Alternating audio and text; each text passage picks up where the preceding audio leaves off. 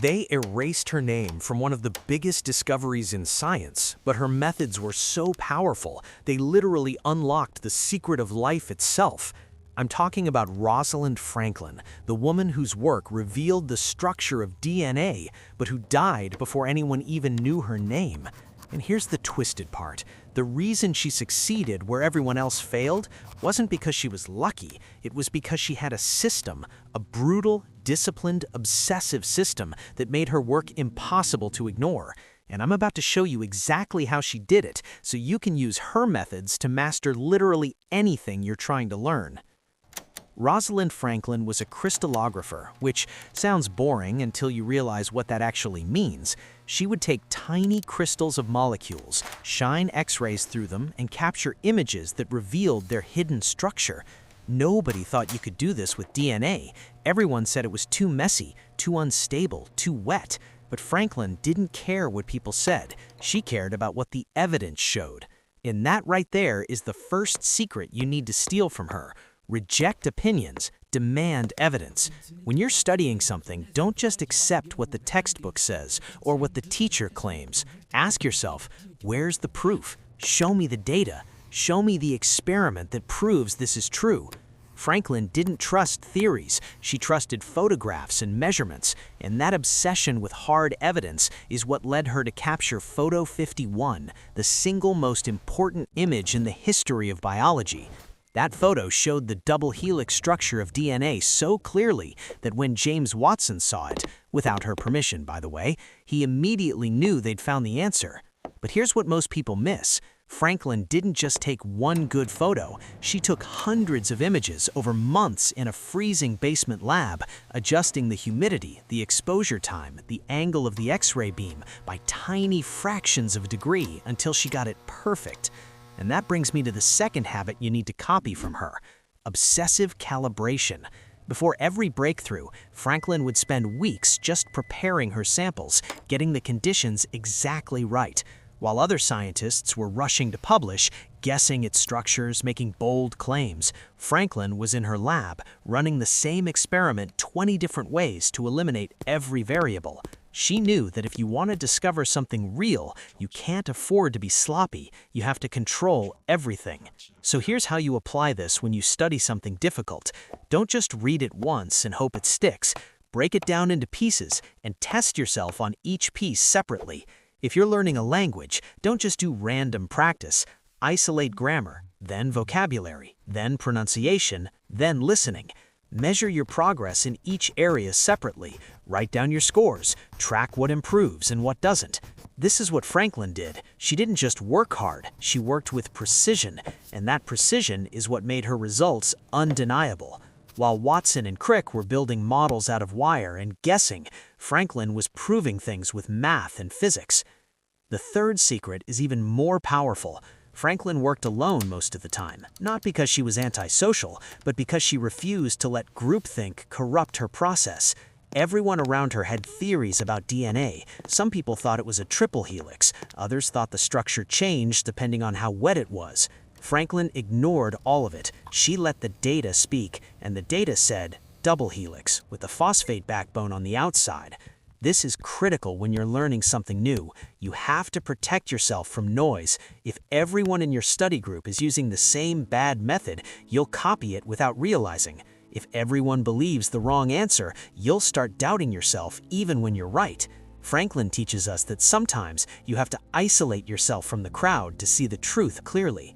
So here's your challenge. Pick one subject you're struggling with and study it completely alone for 1 week. No study groups, no forums, no asking friends. Just you, the material, and your notes. Force yourself to figure it out using only primary sources, textbooks, original research, your own experiments. This is how you build independent thinking, and independent thinking is what separates good students from great ones. Now here's where it gets really interesting. Franklin had a habit that sounds simple but is actually genius level. She would write out her thoughts in full sentences, not bullet points, not messy notes, full, grammatically correct sentences explaining her reasoning. Her lab notebooks read like scientific papers because she was constantly forcing herself to articulate exactly what she thought and why. This is habit number 4. Write to think, not to remember. Most people take notes to capture information. Franklin took notes to clarify her thinking. She would write things like, based on today's diffraction pattern, the helical structure appears consistent with a pitch of 34 angstroms. This requires further verification with higher resolution imaging. She wasn't just recording data, she was having a conversation with herself on paper, testing her logic, looking for holes in her reasoning. And this is something you can start doing today. After every study session, open a blank document and write out in complete sentences what you learned. But here's the key. Don't just summarize. Write it like you're explaining it to someone who's never heard of the topic before. If you can't explain it clearly in writing, you don't actually understand it yet. Franklin knew this, and that's why her conclusions were always rock solid. She had already argued with herself and won before anyone else even saw her work. The 5th habit is the most brutal and the most necessary. Franklin had absolutely zero tolerance for mediocrity in her own work. She would throw out months of data if she found even a small error in her process. She would redo entire experiments if she wasn't 100% confident in the results.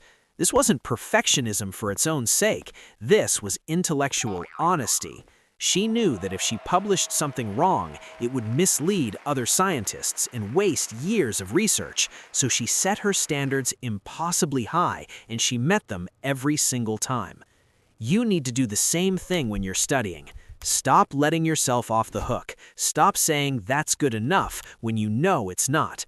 If you're doing practice problems and you get one wrong, don't just look at the answer and move on. Sit with that mistake. Figure out exactly where your thinking broke down. Redo the problem from scratch without looking. Then do 3 more just like it until you can't get it wrong anymore. This is what separates people who kinda know stuff from people who master it. Franklin didn't kinda know things, she knew them with absolute certainty because she never allowed herself to move forward until she did. Here's the 6th secret, and this one's gonna make you uncomfortable. Franklin documented everything, and I mean everything. Every failed experiment, every adjusted parameter, every unexpected result. Most scientists only document their successes. Franklin documented her failures too, because she knew that failure is just data in disguise. When something didn't work, she would write down exactly what went wrong and exactly what she learned from it. This created a database of knowledge that made her faster and smarter over time. So start a failure log right now. Today, whenever you study something and it doesn't click, write down what you tried, why it didn't work, and what you'll do differently next time. Over weeks and months, this log becomes a personal guide to how your brain works. It shows you your patterns, your weak spots, your blind spots. This is advanced level self-awareness, and it's one of the main reasons Franklin was able to work so efficiently while others were repeating the same mistakes over and over. She had already cataloged hers and moved past them. The final habit is about focus. Franklin didn't multitask. She didn't dabble. She picked one problem and attacked it with everything she had. For years, she worked on DNA and nothing but DNA. Every day, every experiment, every thought focused on that one question. What is the structure of this molecule? And she didn't stop until she answered it. In our world of constant distraction, this level of focus seems almost superhuman, but it's not superhuman. It's just disciplined. Franklin teaches us that if you want to achieve something significant, you have to be willing to ignore everything else for a while. So pick one thing right now, one subject, one skill, one goal, and commit to it for 90 days. No side projects, no new hobbies, no shiny object syndrome. Just that one thing every single day for 3 months. Track your progress, measure your improvement, and watch what happens when you finally give something your full attention. This is how breakthroughs happen, not from talent, but from sustained, focused effort over time. And here's the final secret, the one that ties everything together. Franklin had an unshakable belief in the power of evidence over authority. Watson and Crick were at Cambridge, one of the most prestigious universities in the world. They had access to resources, networks, funding, but Franklin had something more valuable. She had the truth, and she knew that truth, backed by evidence, would always win, eventually, even if it took time. Even if people tried to ignore her, even if they stole her work and took credit for it, the evidence would speak for itself. And it did. Photo 51 is now one of the most famous scientific images ever created. Everyone knows it changed biology forever, and everyone now knows it came from Rosalind Franklin. The lesson here is massive. Don't rely on credentials or status or who you know. Rely on the quality of your work. Make your work so undeniable, so precise, so thoroughly backed by evidence that it can't be ignored. This is the ultimate study habit. Build knowledge that stands on its own, that doesn't need you to defend it, because the facts defend themselves. So, there you have it. 8 habits to study like Rosalind Franklin. Demand evidence before belief. Obsessively calibrate your process. Work alone when you need clarity. Write in full sentences to test your thinking. Hold yourself to brutal standards. Document every failure. Focus on one thing completely and build knowledge that speaks for itself. Rosalind Franklin proved that you don't need permission to be brilliant. You don't need people to believe in you. You just need to be right, and you need to prove it. And if you do that, if you commit to the evidence and the work in the truth, no one can erase you. They tried to erase her, and they failed because her work was too good to ignore. Now it's your turn. Use these methods. Go build something undeniable and make them remember your name.